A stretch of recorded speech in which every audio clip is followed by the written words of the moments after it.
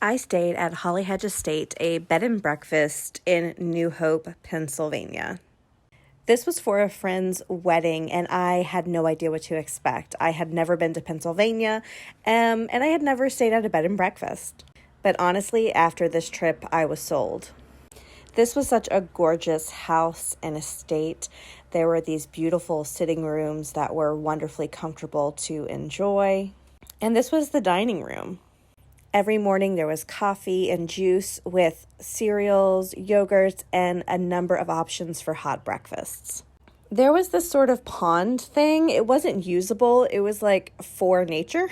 And this was my room. I got the smallest room. I was just one person, but honestly, it was adorable and it suited my needs.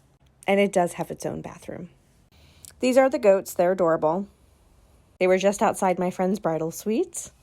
And here is Oreo the pig. I fell in love with Oreo. I made sure to visit him every single morning.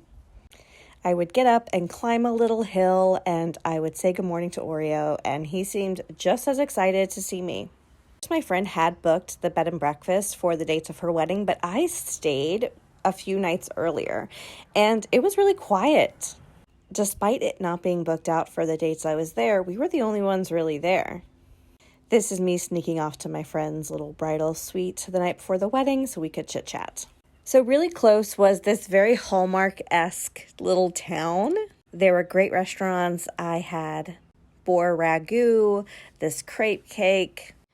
Thanks to this estate, I'm now totally in love with bed and breakfasts, and I plan to stay at a lot more over this next year. I could have walked around forever. So if you like nature, I highly recommend this spot. My only critique is it is really hard to get to if you don't have a car, and the Ubers were scarce and expensive, so keep that in mind.